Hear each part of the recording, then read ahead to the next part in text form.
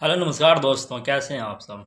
जिस तरीके से हम लोगों का रिश्ता मालदीव के साथ ख़राब हुआ था, बहुत जब से इजराइल और गाज़ा का जंग स्टार्ट हुई थी, तब से भारत हमेशा गाज़ा के लिए आवाज़ उठाई है, या वो हल्के तरीके से हो या पूर्ण तरीके से हो।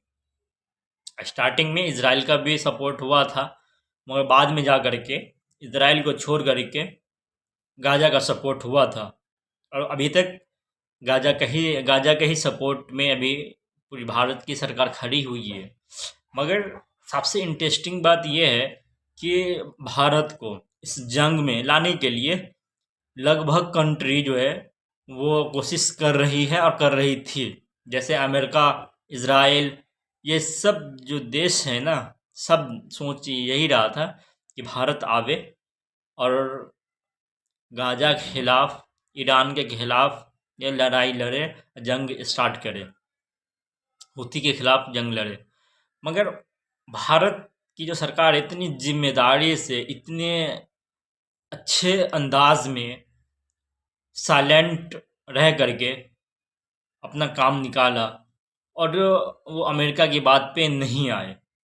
नहीं आने की एक बहुत अच्छी वजह, और जब भी बात हुई गाज़ा की नाटो में, तो भारत हमेशा गाज़ा का ही सपोर्ट किया, ये भी बात है।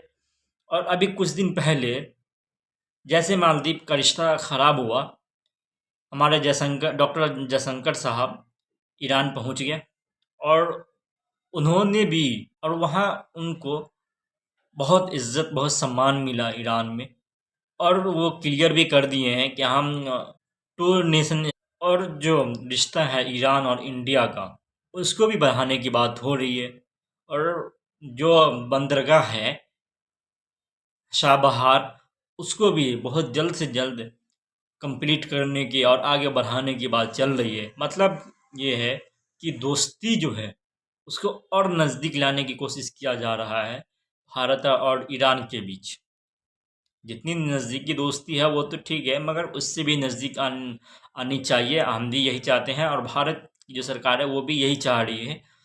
अब ये पार्टनरशिप में ये हवाई अड्डा बनाया जाएगा, इसमें भारत को भी फ़ायदा होगा, बगल में अफ़गानिस्तान रहेगा, अफ़गानिस्तान को भी फ़ायदा हो जाएगा इससे।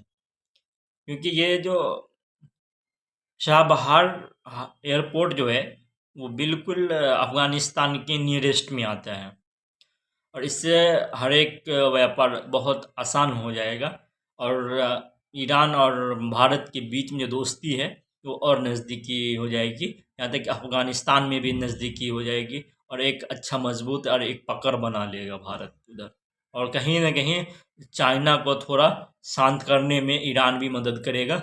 अगर जो जिस तरीके से बात हो रही है, अंदर ही अंदर बात चल रही है, बात विचार चल रहा है कि जो भी कब्जा किए हुआ है चाइना भारत की ज़मीन को, उसको छोड़ने की बात भी चल रही है। अगर ईरान बीच में आता है तो हो सकता है कि चाइना वो अपना वापस चला जाए और भारत की जो भी ज़मीन है वो छोड़ दे। तो ये भी एक अच्छा मैसेज आ रहा है, ये भी बहुत अच्छी बात है। और इस पे ढंग से काम हुआ तो चाइना भी साथ हो सकता है।